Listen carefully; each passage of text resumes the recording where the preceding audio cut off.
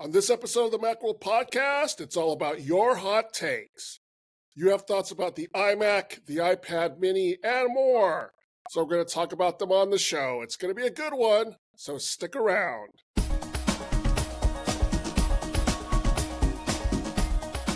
Welcome to the Macworld Podcast. I'm Roman Loyola, here with Karen Haslam and David Price. Well, this episode is all about social media hot takes.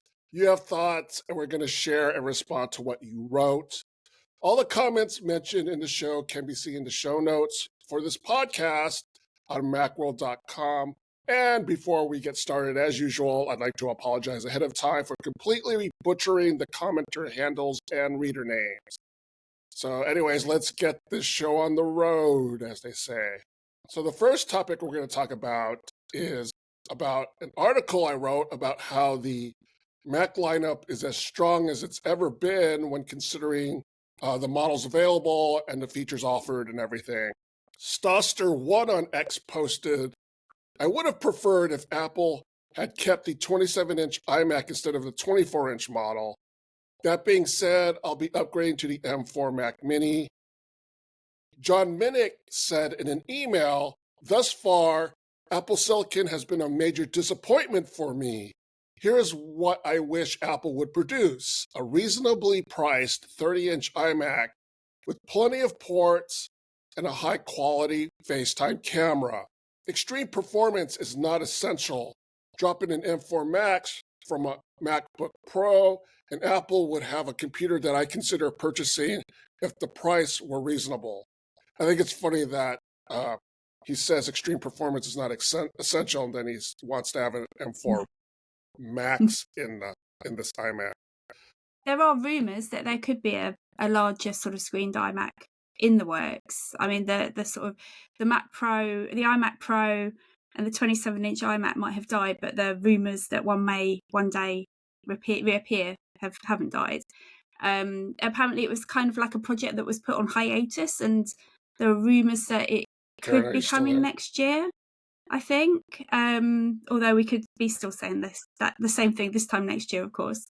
I wonder if it's funny because when Apple bought out the 27-inch iMac, they made such a song and dance about the 5K display, and displays were a big deal for a while.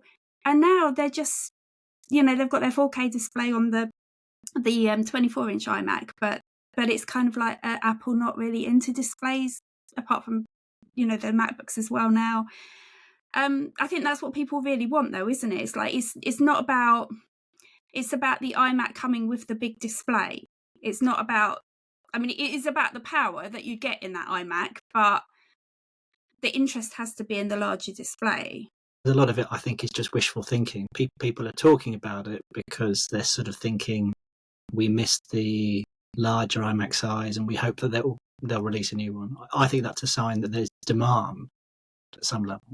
If they really wanted the powerful desktop Mac, they can get the Mac Studio, although, of course, we're waiting for that to be updated too. But, you could get that and couple it with a display. So what's the attraction in the iMac with a bigger display, which is essentially, in theory, going to be a Mac Studio with a display built in? Why not just get the Mac Studio and get your own display? It will probably cost you less because, as everyone knows, the 24-inch iMac is so astronomically priced compared to the other Macs of the same sort of chips and everything else. So it's going to be expensive. The commenter answers his own question, really, because he says, I'm going to buy a Mac Mini. I know you said Mac Studio, Karen, but I assume that Apple's thinking is just, we don't have to sell this because you can buy a monitor of whatever size you like and use it with the Mac Studio or the Mac Mini. So the solution is there, I guess. I don't really understand what's going on with the desktop market for Apple at the moment. And I know what you mean, Roman, that I do feel like the sort of the all-in-one, is there the same demand for that now with people working hybrid, working from home? They want MacBooks, maybe a bit more. They want to be able to take them to and from work, and I guess that the large iMac doesn't seem so appealing anymore. But the 24-inch iMac is like the iMac to sit in a posh reception in a a design company or whatever, where they want to look sort of glamorous and give that impression when people walk in. It's not for people to, it's people at home who want something that looks nice in their living room, something like that.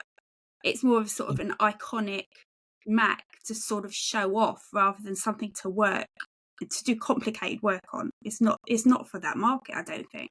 Whereas obviously the 27-inch iMac or bigger iMac would be, it'd be like the designers and so on who need a good display and a good powerful Mac. I remember when they stopped making the Mac, or the Mac Pro became like astronomically priced, and everyone in our design team was getting 27-inch iMacs and complaining at the time because they thought they were like a consumer machine. They weren't a pro machine. And then like Apple brought out the iMac Pro, and that became like the pro answer to the iMac. But it was even then, it was like this sort of fine line between the iMac being a consumer product and then pros trying to use it and feeling it wasn't for them, and they were complaining about the glossy screen and things like that. So I feel like it's not really what that market actually wants now. Maybe they do want a good display, but do they want one that's built in, with the M4 Max chip built into it? And can it even take the M4 Max chip? Would there be sort of cooling problems and stuff like that to get what is really for that market? I'm not sure if it's the model for them. Ever since they went to Apple Silicon, I reviewed them, and the feedback that I get from readers isn't that it's a bad machine spec-wise, is that they want a bigger display. It's funny, it's 24 inches, I guess for a certain audience, isn't big enough now. They don't even want 27 inches. They want 30, 32, which seems gigantic to me. If you look at the display market, you see like ultra widescreen displays that are very popular. So people want bigger screens. But yeah, you bring up a good point, Karen, but Apple's approach to displays for their desktops, they're not attentive at all. If you look at Apple's display offerings, the XDR Pro display is 6 years old now? The Studio display is 2 years old. That's okay. I mean, but their specs are getting a little old, and they're not eager to update them. Maybe Apple also at the same time needs to upgrade the screens for the professionals, but keep them as something to sort of put with your Mac Mini Pro or your Mac Studio or your Mac Pro when they get around to announcing those, which is the other thing we should talk about, because obviously, you're talking about the Mac, it being a great time to buy a Mac, but not if you want a Mac Studio or a Mac Pro, because they've now been superseded, haven't they, really, by the M4 Max. I was studying the benchmarks when the M4 series came out, and there's a reason why Apple didn't update the Mac Studio and the Mac Pro when the M3 came out. It was because those chips had the M2 Ultra, or those computers had the M2 Ultra, and that was still the fastest processor available even when the M3 series came out.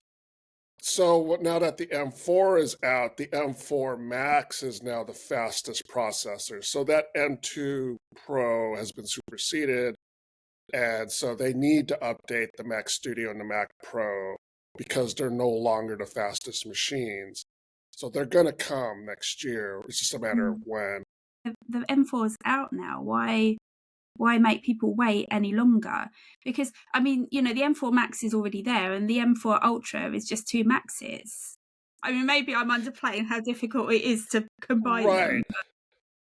Yeah, I think there is an issue in terms of production. I don't know if on its own that Ultra chip is a challenge to produce in quantity. I don't know that. But we've also heard reports on how Apple is working on server chips because they need to create their own server banks to support Apple Intelligence, to support cloud processing for their AI features. And they've kind of shifted their chip development to focus a little bit more on this AI chip that they want to use for their own servers. the theory is that that has affected the development of their, consumer chips or their, Mac chips. That's the theory. I don't know if that's true or not, but that could be why they've delayed putting out that M4 Ultra chip. But getting back to the iMac, the thing is, I'm not convinced that there is enough numbers for a larger iMac. Nobody knows any sales numbers. We know that laptops far, far, far outsell desktops now. So, if Apple's making these models, it's making them because they, apart from the Mac Mini, obviously the Mac Studio and especially the Mac Pro have big ticket prices, so they can make a lot of revenue from them. So they're still, they're worth doing, and there is a market there, although it's a market that Apple's always been accused of neglecting and often does. And those creative pros, of, video editors and so on, 3D animators, waiting patiently and potentially getting annoyed with Apple and moving to some other company. There have been rumors that they're coming out with a larger iMac, but every time we hear the rumors, it's always been couched as Apple is researching or Apple is doing background information on, this product. Like they're still trying to figure out if they want to do it or not. Yeah. It exists. I'm sure it exists somewhere in the deep recesses of the spaceship. There is a 30-inch iMac running Sequoia in some lab somewhere and just yearning to be released. Probably in the same lab that elusive Apple television sits. Right. Right next to it. It might have even been a converted Apple television set for all we know. So. Exactly. But whether we actually see that machine, I'm not convinced that we will, but I've been wrong before. So, as Jason wrote a recent column, didn't he, where he was saying he's just finally decided to ditch the desktop and move just to having a laptop. And I think most people, for just the convenience, why have a desktop nowadays? We're all sort of moving around. We're not always working in the same place. And because of the cloud and everything else, we can access what we need wherever we are. We don't have to be plugged into a hard drive or something like that or whatever. So, yeah. Well, that's actually a good point. So that's why I wanted to bring up the chips, because the thing that we found between the laptops and the desktops is that there's no performance differences between the same when you're looking at the same chips. So an M4 in a MacBook is going to perform the same as an M4 in an iMac or an M4 in a Mac Mini. Whereas in the past, laptops were a little bit throttled because of the thermal considerations. But that's not true anymore, especially with Apple Silicon. So, so that's one of the reasons why desktops have kind of fallen by the wayside. Yeah, because that used to be exactly why people bought desktops, because that was the only way to get a really powerful Mac. Yeah. Well, from 30-inch iMacs to the smallest iPad, earlier this month, David wrote about how the iPad mini is a really, really good tablet. Grostad on X posted, wish they still had a home button and headphone jack. I'm still annoyed with Apple for dropping those features. On Facebook, Michael Trapp said, I love my iPad mini as my in-car navigation and everything else. No need for limited CarPlay when I have the full iOS available, and the screen is pretty much the same size or bigger than most OEM screens in cars. I can take it from car to car with me when I park and get out, since it fits into my Docker pant pockets. I like that last little bit because I've actually done the same thing with the iPad mini, is I put it in my pant pocket and walked around with it and used it in my house, but not out and about. I thought you were going to say you put it in your car. Because I thought the same. No. I wanted to interrogate I haven't used it in my... Is there a massive market of people using iPad minis as their in-car nav? Maybe there is. Yeah. That Maybe troubles that's what me. the Apple car is all. Yeah. I think there is a market for that, because a lot of older cars don't have all these cars nowadays now have a display Yeah. But an older car obviously doesn't. So, a lot of people are using it for that. You put a cellular chip in it, and then it's kind of just like having a display in your car. iPad OS doesn't have, unless I've got this wrong, I don't think it has Do Not Disturb while driving, right? It doesn't have that feature, I don't think. I don't think it does. Like there are focus modes on iPad, but I don't think Do Not Disturb while driving is one of them. And the screen is not designed to be used as an in-car display. So I use CarPlay a lot, and I have many notes on CarPlay. I don't love CarPlay at all, but it's been designed specifically for that experience. So that the size of the icons and stuff, it's all been thought through. So you can read it, you can tap it without giving it your full attention, and it doesn't have lots of distractions. It doesn't have loads of notifications, and I would be nervous about the idea of just getting a standard device, putting it in front of you in a car, and going, "This will be fine," because maybe it is, but I don't know if it's that safe. But I mean, we'll use our iPhones for navigation in the car, or at least I do, like Google Maps or whatever, or Apple Maps. But you know how, like, I don't know if it's the same in the US, but it's illegal to use your phone while driving in the UK. You can get points on your license and stuff like that, can't you, David? So it's not safe. So just because it's a bigger screen, surely it's just the same. So yeah. And would you need a cellular? I suppose you wouldn't need a cellular iPad because you could hotspot from your phone to it, I guess. I'm just thinking about actually if it's ideal or not, but yeah. It's a very limited use of the iPad Mini, though. I think that guy's probably onto something. It's an interesting use case. It's lateral thinking. I like the thinking. It just makes me nervous. I have to point out, Roman, that when you described my article as being about the iPad Mini being really, really good, that's not quite true. My article was arguing that the iPad Mini is better than I expected. I think the headline was it's perfect except for all the things that are wrong with it. So that's true. Okay, so that is different. Yes, I'm quite fond of the new iPad Mini, and I've been having fun with it. I didn't review it. I think you wrote our review. Well, the reason why I wanted to bring it up is because we didn't do a show on it, and I reviewed it. And since you also looked at it too, I thought it'd be good to talk about it because I really like the iPad Mini.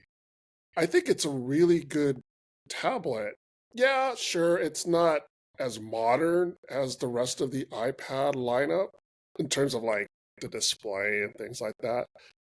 But that didn't bother me at all. I really liked it. Like I said, I would sometimes carry it around in my pant pocket when I was at home so I could use it instead of my phone because I like that size. I use big phones. I like big phones. I cannot lie, and I like the iPad. And I like the size of the iPad Mini. I don't know if I could ever really use it as a phone because, like, I can't picture myself being out and about with something that big. Not that anyone holds a phone like that, really, but like it would be too awkward. As like I said, I've put it in my pant pocket, but I don't think I could, like go on the bus with it like that and feel comfortable because it's just a little awkward. But I do like its form. I think it's a good size. I've used the regular iPad Mini, which is 10 something inches. And it's fine too. Yeah, and it's fine too, but there's something about its size that doesn't make it, I don't know, it's just not mobile, enough of a mobile device for me to use. The iPad Mini is like the perfect size for kids, and it's a good size for reading books on. I'm a kid at heart, that's what it is. My standard size iPads, but I think like the iPad Mini, probably all those people looking for a tablet for their kids for Christmas, the iPad Mini is the one that will appeal because small hands and everything else. It just seems a bit more sort of to their spec. Maybe I don't know. I'd probably recommend to get the medium-sized one because it's cheaper. But yeah, exactly. It needs updating now. So what came to mind was when you've used an iPhone 15 Pro, say, I mean, Plus, and then you go to an iPhone 15, you would feel suddenly that you were really cramped. You'd be so used to the bigger screen that then you'd feel cramped. So if you're used to a 10-inch iPad and then you move down to the iPad mini, you are going to feel like cramped. It's not going to feel as comfortable to use just because of habit and what you're used to. True. But if you were moving up from an iPhone to an iPad, obviously it would be, different story. I think you get used to it. That's. I guess that was my takeaway. Because I was surprised, and I hadn't used an iPad Mini since I think when it was still 7.9 inch. And I do have. I use the iPad Air is my sort of usual iPad. So when I first started using it, I was already annoyed because they didn't change very much. The colours are horrible, and there's still the front facing camera is still on the portrait edge, which is wrong. And I was just annoyed that they waited 3 years and then they said, oh, well, I suppose we need to update it so that it runs Apple Intelligence. And then they did the absolute bare minimum. They were like, well, I guess we have to upgrade the chip and give it more RAM. And then we won't change anything else. That's it. That's all you're going to get after 3 years. And so all that annoyed me. And yet when I used it, yeah, you're right, Karen. At first I was like, well, I'm used to a bit more screen size, so this is odd. But then I just got used to it, and it's really convenient size-wise. It's so portable. And it's perfectly suited for what I think most people use an iPad for, which is ultra casual. Just they're on the sofa and they got the television on. This is what my father-in-law always does. He puts a film on and then he gets his iPad out. And I said, you put the film on. Why don't you watch the film? But he loves to get out on the sofa and just look things up on Google and check his email. And that's what I think most people use their iPad for. And you don't need a bigger screen for that. And you don't need amazing cameras. You don't need amazing chips. You just need something fairly simple. And I think that the iPad mini is really good. As you said, Roman, as a form factor, it's just a really nice size. And I'd forgotten that. And so my article was really about that I was sort of falling in love again with a form factor I used to love. And I was talking about how much it reminded me of the iPhone minis and how much I used to like them. The iPhone 13 mini, I gave it a really good review. And then no one bought one because everybody was like, I want a big screen. And I think people are the same with the iPad mini, that they go, well, I think I probably need a bigger screen. If you just tried it, I think it's a really good screen size. It's just a shame they didn't change anything else, but And like Roman says, he can fit it in his trouser pockets, and and the sorry, I had to say it. But like there are I messed that up because I forgot what I was going to say. I laughed at you word trousers. But my point was we can carry the iPad mini around in trouser pockets. You can't do that with a normal iPad. And it's the same, you can fit it in a bag and you can put it, carry it on the train and stuff like that. And it's just not going to take up as much room. It takes up the same amount of space as a sort of hardback book or whatever. That's a bad example because they're thick, but you know what I mean. It's a bit bigger than a paperback. I should probably say that I am a very big man, so my pants are bigger than most people. So I have bigger pockets. Okay. We don't have it's in our pants here. Yeah, I know there's somebody listening to this going, how in the heck are you able to shove an iPad mini in your pant pocket? It's because I'm a big guy and I have bigger pockets on my pants. So. Yeah.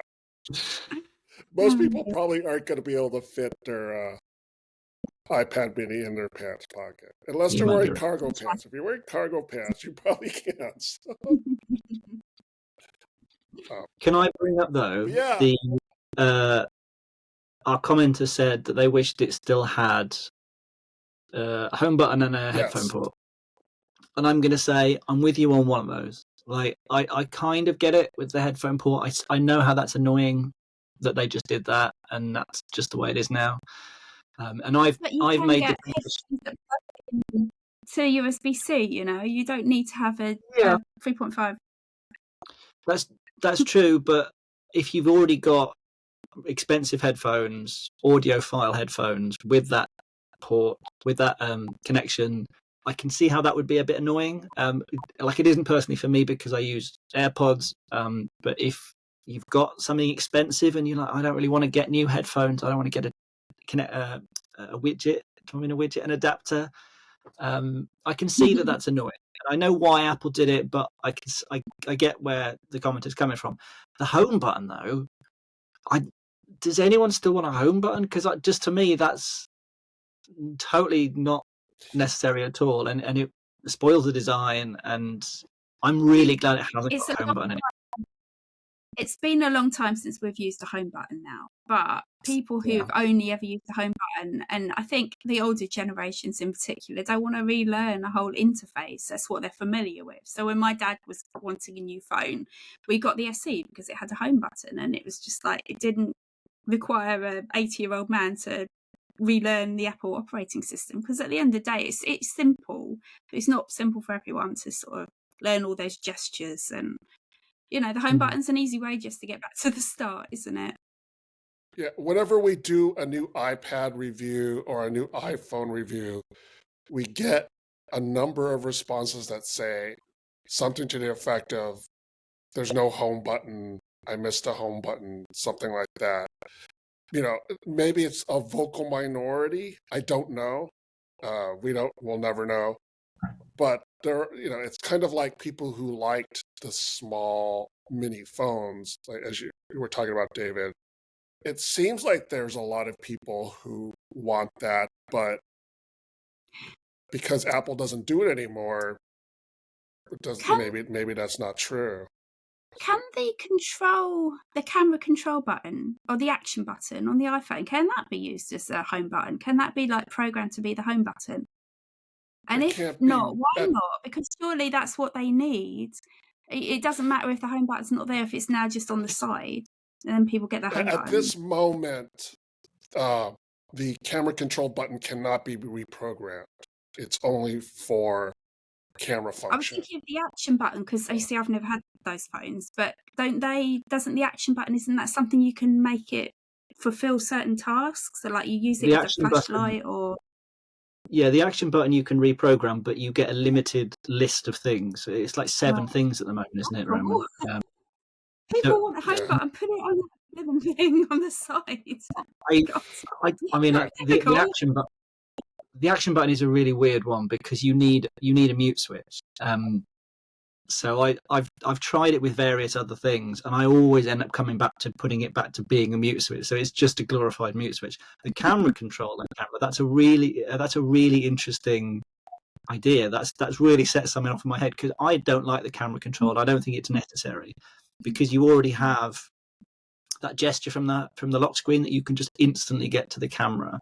So I've never understood why they put it there. But if you could reprogram it, the home button would be a really interesting thing to do with it, because it's as far as I'm concerned, the camera control is totally extraneous, and it would be quite clever to use it as a home button. I like that idea, Karen. Maybe when the SE comes out, when the new SE comes out, Apple will put 3 buttons along the side: camera control, action button, and home button on the side. Yeah. And then they can just cover the whole phone with buttons all around the edge. They love that sort of thing. On the design team at Apple. It'll be fine. Well, now Johnny Ive is gone, then they can run wild with all their maximalist hardware designs. Well, speaking of Johnny Ive, one of the things that Johnny Ive did when he was Apple was design the Magic Mouse. There's a new report from Bloomberg's Mark Gurman who says that Apple is working on a brand new design for the Magic Mouse that's, quote, for the modern era, unquote. It won't be ready until, maybe not till 2026. But there were some thoughts on Blue Sky about this report. Quetzalcoatl87 on Blue Sky posted Don't fix it. There's something very sensual about flipping my mouse and plugging that cable right in. Chris Sayan on Blue Sky posts, LOL, they'll probably get rid of the charging port altogether and make it 100% dependent on wireless charging and then sell you a wireless charging mouse pad. Brian Digital posted, to be honest, if I were Apple, I'd redesign this, but keep the USB-C port on the bottom because people get irrationally upset about something that needs to be used for 10 minutes every 4 months. You don't use the mouse 24/7. These are good comments. So yeah, these are good. It's very frustrating for someone who's sat down at their computer and needs to use their mouse and it's not got any battery life, and then you have to go and make a cup of tea for 10 minutes or whatever. I still have a wired mouse. Yeah. I can't be dealing with this wireless mouse business, but of course it's a USB-A. David has a wired mouse too. It's the main reason I use the Mac Mini is because it's got a USB-A port for my mouse. One thing I noticed when going through social media and looking at comments about this report is that there's a lot of cynicism about in the responses. Maybe because this mouse has been out for so long, and there have been numerous times when we thought this would be a good opportunity to upgrade it and change it, and Apple didn't do anything or didn't change the things we were hoping they were going to change. It's not just about the position of the port for charging, is it? Like, people don't find it very ergonomically comfortable to use, and that is a big deal. I mean, it's great because you can do all the gestures on top and everything else, but actually the form factor isn't really that ideal. I think, isn't that one of the biggest complaints? Yes. Yes. Because I feel that way. Yeah. I refuse to use a Magic Mouse because it's too low. It doesn't. It needs to go higher, fill the hand. So it's horribly designed. But I thought most people liked it. I thought I was in the minority. But it's horrible. I hate the Magic Mouse. I think the concept's great. The idea that you're basically stuck a trackpad onto the top of the mouse so you can use it and you can do gestures and stuff like that. Great. But it's just, the whole thing is, I also use a mouse pad so that I rest my wrist on a sort of lump there, because otherwise you get RSI, and the mouse is like the main thing that can give you RSI, isn't it? So Apple, you've got to get that right. That's more important than anything. Otherwise people are in pain. No, it's not well designed. I think Apple, if you were to ask, say, like, I don't know, a Mac product manager or something like that, they would want you to use a trackpad, I think, because you can use gestures on the trackpad very easily. I don't think they would want you to use a mouse. And I think they only have the mouse because some people want a mouse. But do you mean the mouse? Do you mean the trackpad? The Magic trackpad. Yeah, because like using a trackpad on a laptop, that gives me RSI. I can't use a trackpad on a laptop. Oh, it does. I remember back when I first started getting RSI, and I don't really have problems with it at the moment, but back then I tried all sorts of things, like a stylus on a surface, like a trackpad, but I think it was a Wacom tablet. Like, so you're just drawing like you're on a pencil, but you're using that to move around. But anything but not that sort of two-fingered swiping on the trackpads and then a mouse. That I've got the right setup now, but it's just so it's just such an important factor, isn't it? It's got to be comfortable to use. And the Magic Mouse precedes the trackpad, the Magic Trackpad. It was out for a number of years before Apple finally released a standalone Magic Trackpad that you can use on your Mac. So there's sort of a legacy, I guess, behind the Magic Mouse. If we're going to get a new mouse that's for these modern times, supposedly, and it'd be interesting to see if Apple decides to go with the form over function philosophy again. Because if you look at mice now, third-party mice nowadays, it's not that they're ugly, but there's a clear design purpose that prioritizes functionality, then you look at Apple's mouse and you kind of go, what is that kind of thing? Because it doesn't clearly look like it can be used for anything, at least in my opinion. It's not a good mouse in any shape or form.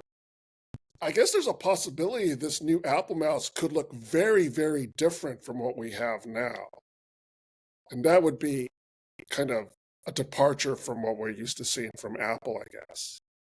I'm trying to think what a mouse for the modern age could be. Like, is that somehow like using AI, like it will just know where you want it to go? Or, like, yeah, that's what a is weird way to it put it. you haven't thought of? I guess that's kind of Mark Gurman's way of saying they're trying to think, quote unquote, out of the box. They're trying to take a different approach to the mouse, which could be a bad thing too. Do you know what I mean? Yeah, because that's a whole aspect of Apple design philosophy that I really dislike. Because you remember the AirPods Max? It's like this arrogance that they have where they think, well, all these other companies have been making over-ear headphones for decades. We're just going to ignore all of that and we're going to start from first principles and we're going to come up with something that looks like it was done in a CDT project at school. And it's going to have a really horribly designed case because we're going to, start from scratch for the modern era. And it really annoys me because sometimes people know how to do things well. You don't have to come on and be, brand new, ignore all the existing wisdom. The wisdom of using a mouse. I know mice don't generally look very nice. The one I just held up, I'm not going to show it again because it occurred to me that it's probably really dirty. But it's a really unpleasant looking object, but it works. And you can make it look nice, but you have to make it work first. And if they come back with something for the modern age and it looks amazing, but it works, that's fine. But you have to do that first. And it really annoys me when they try and think out of the box, like for its own sake. It's not like they come along and they go, oh, well, the mouse doesn't work, so we're going to have to rethink it like they do with some products. But over-ear headphones worked before there was an AirPods Max, and mice worked before there was a Magic Mouse, and they just came along and unnecessarily started from scratch. And I don't like it when they do that, and I wish they would. They need to come up with something quite a big deal to make us all give up our old mice as well, really, don't they? Because we're sort of set in our ways and we've always used this mouse and we always will, sort of thing. Do people upgrade their mice? I was thinking, people who are buying those 24-inch iMacs who get the mouse, it's all the nice colours and everything, the keyboard that's the nice colours, which is all very well. But, if those mice are so awful to use, are they all ending up in landfill? What's happening to them? Are they being used? Are people just switching them in for the mouse they like? Yeah, I think a lot of people just don't use that mouse, and I don't know where it ends up. But yeah, that's the other thing about a mouse. It's kind of a personal product. You find one that you like. You don't want to change to another one because you like when you find one that fits, you're going to stick with it. It's it's a personal product that people, they want to use the one that they want to use because, like you said, Karen, there's health issues involved. So yeah. If you get your new iMac and you start using your fancy new mouse and then you have wrist problems, then obviously it's not for you. But I'm sure there are plenty of people out there who love their Apple mouse. But yeah, I like my Apple keyboard. I've got an Apple keyboard because for me that is right. That feels right to use. It's comfortable to use. I don't like the big, thick, clickety-clackety keyboards I used to, but now it just feels like too much work. But it's got to have enough of a feedback and everything else. Once you've got your keyboard that works for you, then you're happy, aren't you? Yeah. Apple keyboards are good. Yeah, I support that. Yeah, just the mice. Well, that does it for this episode of the Macworld Podcast, episode 915. Thanks to Karen Haslam. Thanks to David Price.